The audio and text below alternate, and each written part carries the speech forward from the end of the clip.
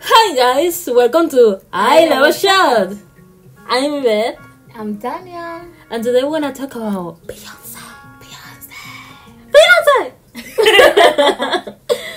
So let's talk about the Renaissance. Yes, like it has been how long now? 2-3 months? Yes, since we saw We saw her her in June in June. Yeah, in London. And this was the third time we see her live. And it was so we went amazing. in a formation first, then Underground 2, Yeah. and then this one Renaissance. And it's just, we have been fans of Beyonce for as long as we can remember. Mm-hmm. Because I remember the first time I saw Beyonce with Crazy in Love 2003. I was a child. I wasn't born. At that time, watching music videos was an event still, because you have these channels where they would just display new music, new artists. So I actually remember seeing her for the time. It was MTV. No, Or it it was wasn't another MTV. one? It was like a local program. Oh. And yes, I was like, wow, who is that? And I've loved her ever since then. I remember the first time I saw Beyonce was when I was in my mother's belly.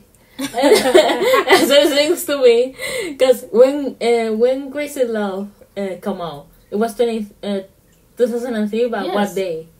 I don't remember. Says the day, because I want to know if I was born already. No, I'm not gonna start it. But I think I heard her voice, and my mother went to labor. Yeah. Because I want to see her. So yeah, that's the first time I saw Beyonce. So basically, we are connected to Beyonce. Yes. Beyonce basically knows us by now. Yes. Basically. Beyonce listening to us. Yeah. right now. So yeah, today we want to talk about the tour. It has been a while, and maybe we should speak actually first about the album Renaissance, and then get into the Renaissance experience. So what do you think? What do you think? Do you want to talk just about the? Yeah, let's make talk a big deal little bit the show. about the album and then the show. Yes, because the thing about the album is, as Beyonce fans, it felt very different. The first, especially Break My Soul. For me, Break My Soul, when that single came out, I literally didn't like it. I was like, I don't know. I don't feel like it. I don't like the sound. I just didn't vibe with it. For me, it was the who with the baby spirit. Was Yeah. it Hit It? Move. It's Move? Yeah. No. No, That's yes. Move? My love. Then Move was for me the first one that was like, nah, because this one sound too much like Drake. I didn't like it for that. And then I saw that Drake could write this song or something like that, and then I was like, makes sense. No, yes, like when she first presented the project, we listened to the whole thing and we were like, nah. No, We're this is like, not it. This is not for us. But then, you just give it another listen, and maybe you're playing it in the background and you're doing something, and then it grows on you. Mm-hmm. So this is what actually happened to me, because normally with other Beyonce projects, like Beyonce in our house was crazy, because it was such an event. She dropped it and nobody knew. So it was already like, oh my god, we had to get it, and we went out and we looked for it in every store and we got it. And then watching it in our house, and it was really an experience, right? So it was like this first moment of wow, like we really stand this woman. And then now with Renaissance, she hasn't given us visuals yet. So we only had these videos on YouTube, and we sing the lyrics, we're listening to the songs, and it was just different. So I think that polarity. But the thing with Beyonce is she doesn't do the same thing twice. She doesn't do the same thing on every project. I think there is a connection within the projects, but they tend to be very different from one another, and I like that about her. But yes, so we didn't like the album in the beginning, and then boom. I think the moment it grew on me was it grew on me, and I felt like this. I felt like this is the most Beyonce album I ever heard. It's womanly. It's like she is like a full circle. It's literally a renaissance. You see every face of Beyonce. You see Beyonce, Me, Myself, and I. You see Beyonce in Beyonce. You see Beyonce in Lemonade. You see everything in the Renaissance album. You see different aspects of her as an individual and as an artist, and you see her growth, especially in the voice, because her voice is so mature now. And live, it's so insane how her voice sounds. I could literally feel her voice in my chest. It was so clear, so crisp. I feel like her voice changed so much. One for time, no, she started as a teenager, so her voice wasn't mature, and now also she gave birth 3 times. So I think that is also why her voice is deep now.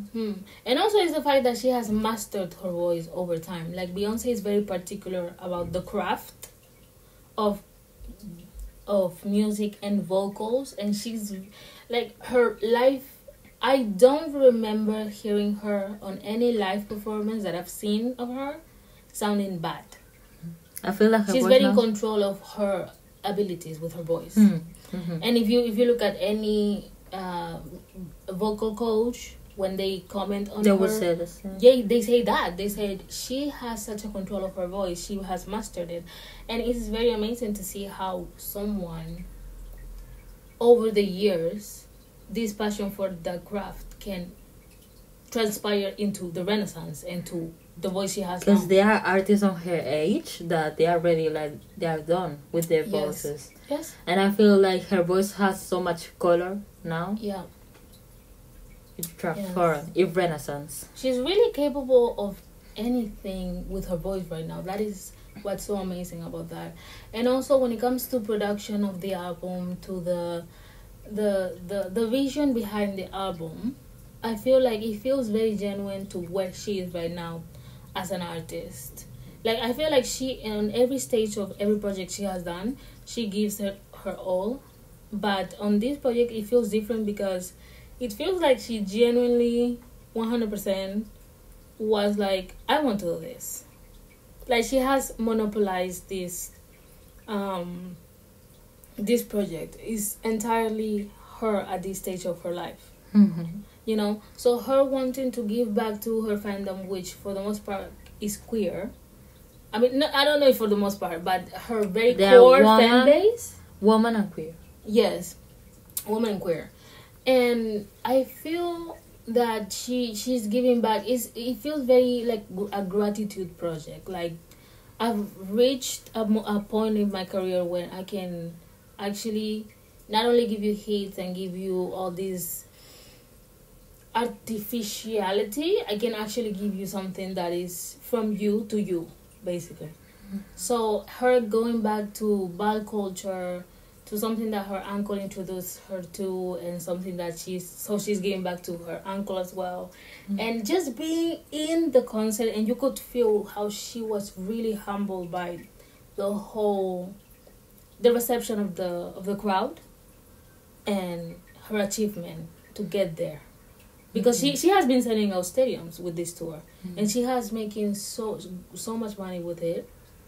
But it's also the impact it's having, because now you are looking at ballroom in a mainstream way that it was reached with RuPaul, for example. RuPaul has made drag mainstream, so her contributing to that as well, I think it's positive to make it just accessible, and whoever wants to actually, like, I remember we were in the show and there was this man behind us, and I don't know if he wasn't a fan of Beyonce or he didn't seem like somebody like he's a ride or die Beyonce, but he seemed like these people that, well, I never really cared about Beyonce, but he was there and he was in an awe looking at the part where the dancers are having their solo moment.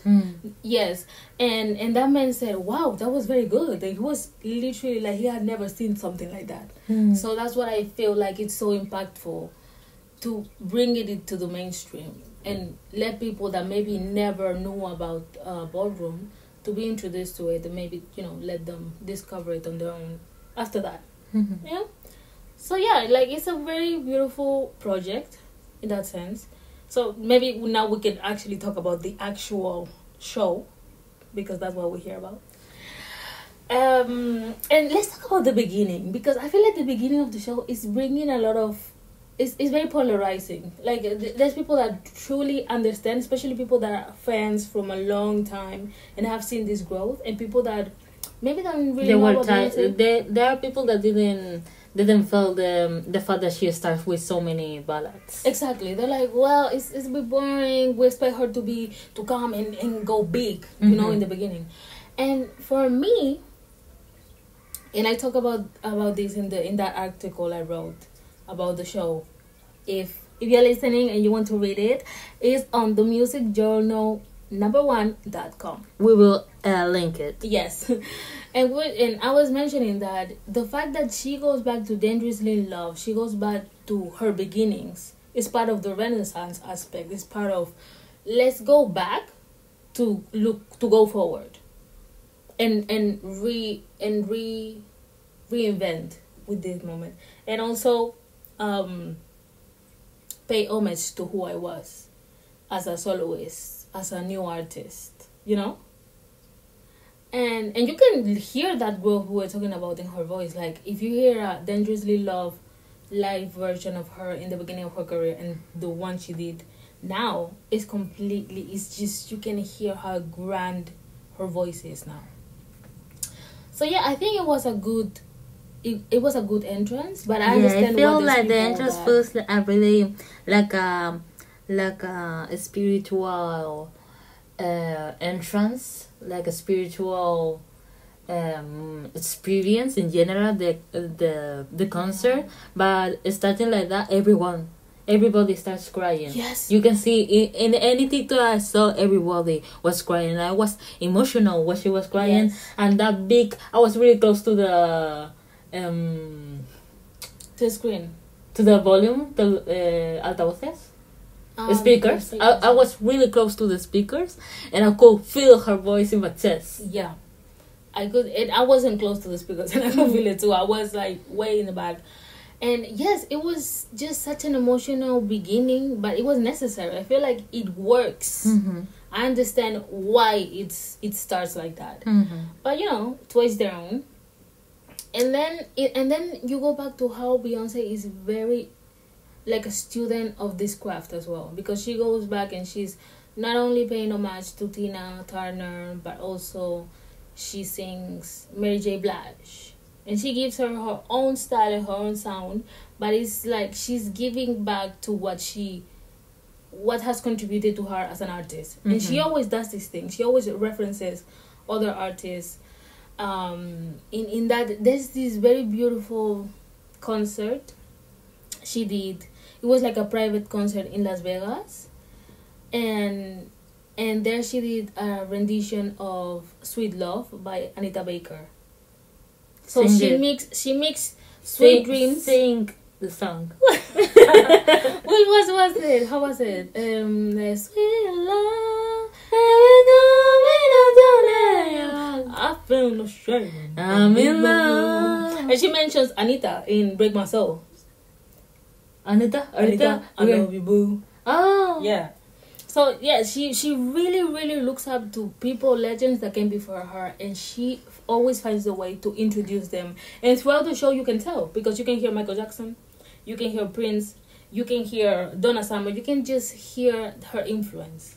And it's very beautiful the way she manages to put it into the show, and you can tell it's a reference, and you can tell it's an homage. It's not like I'm appropriating this. No, it's a, let me tell you where I come from. And Beyonce always knew her star. Beyonce always knew she was meant to be a legend. And the legends of the moment always knew she was meant to be a legend. Yes. And I mean, she has Luther Vandross in her freaking debut album, okay? If you have a legend like Luther Vandross in your debut album, you are doing something right. If you have worked with Michael Jackson, and Michael Jackson showed admiration for her, he really liked her. Prince, she has sing with Prince, she has sing for Tina and with Tina, like, wow. That is crazy. Even Aretha, I love her. So she managed to gain this respect from legends through this hard work, and it's one of the reasons why I admire her as an artist. Like, you can really see her grind and how it has propelled her to now. So let's go to the other part, the second part of the show. I lose it when I saw Blue Ivy. I'm so happy that we have the day when she was in, because I feel like in London she was just once or twice Blue.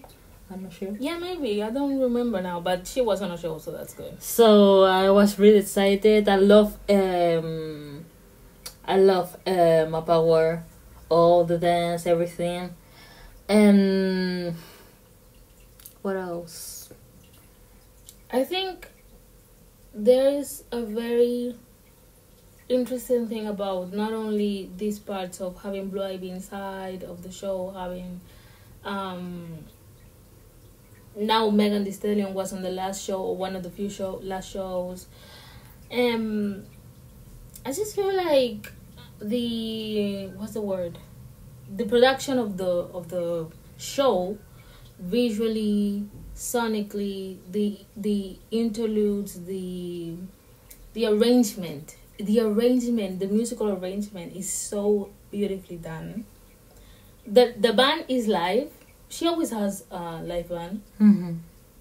But they did, honestly, I feel like they did a great job, because for the most part, I was too far away. I couldn't really see the band. But now that I'm seeing videos, I can see everybody's live, and it's just so good. It just created this moment of absolute enjoyment. Like, I fully enjoyed the show. I was aware of the show. I was present in the show. I didn't feel like I needed to record the whole time. And I just felt very grateful that I got to be in that moment, especially by the end of the show when she's saying, you know what, remember this moment and be present in this moment.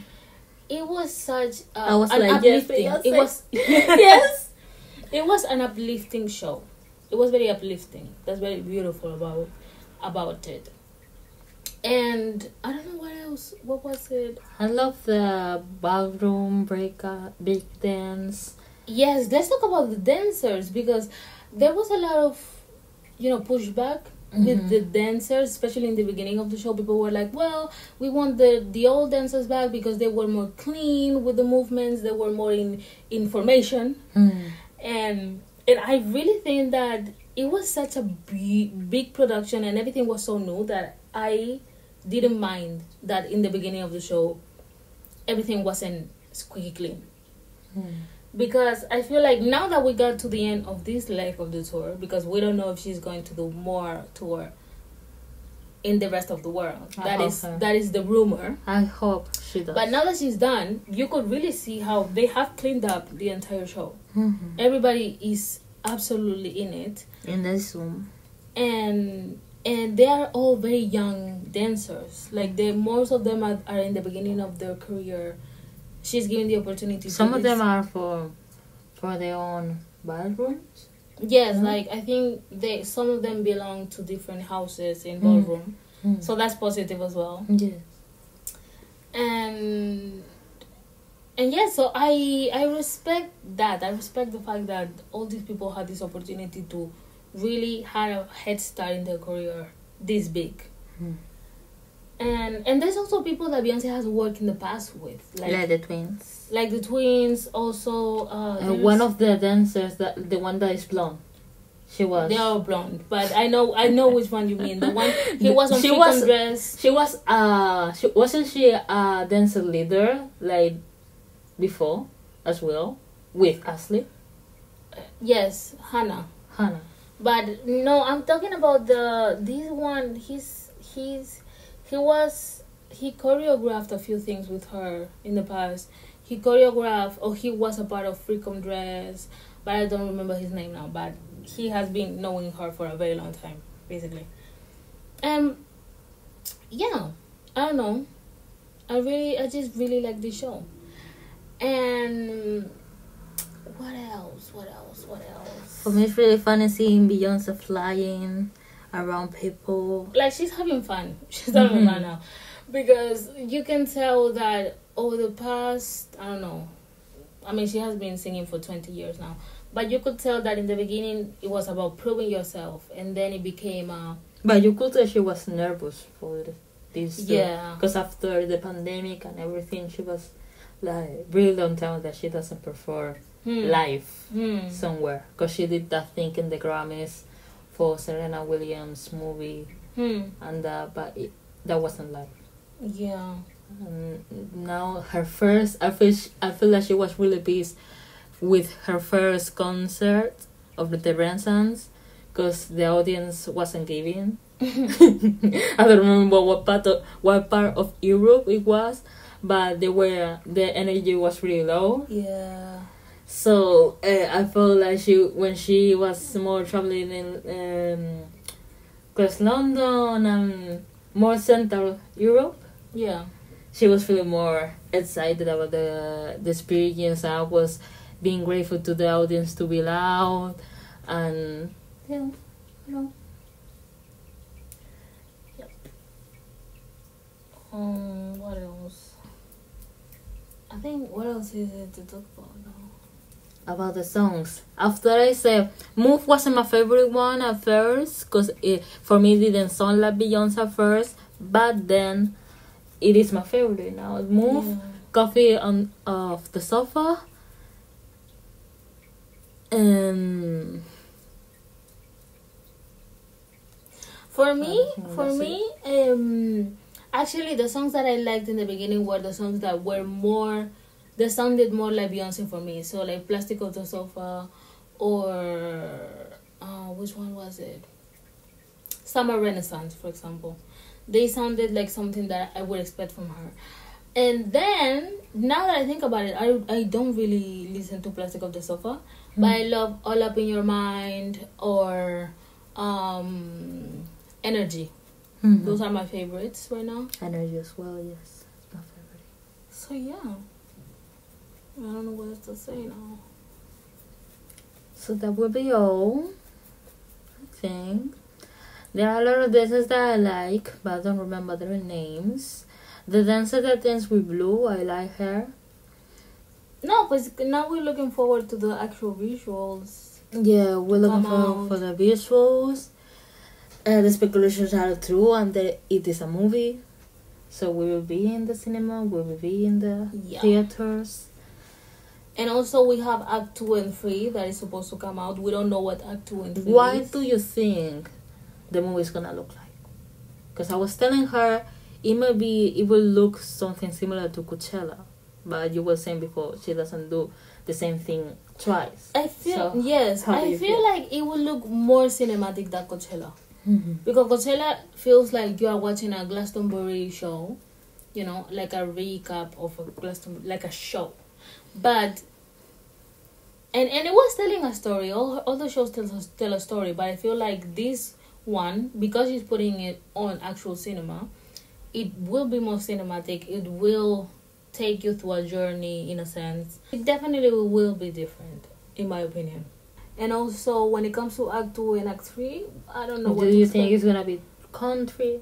There were people that were saying Yes, it'll be no? Like, country. maybe she's going to do experiment with different genres that she can extend on now. But Because what do you country- think she's gonna talk about in this one? She's gonna continue with the thematic, the ballroom thematic? No, I think it will be completely different. I think the three projects have different ideas.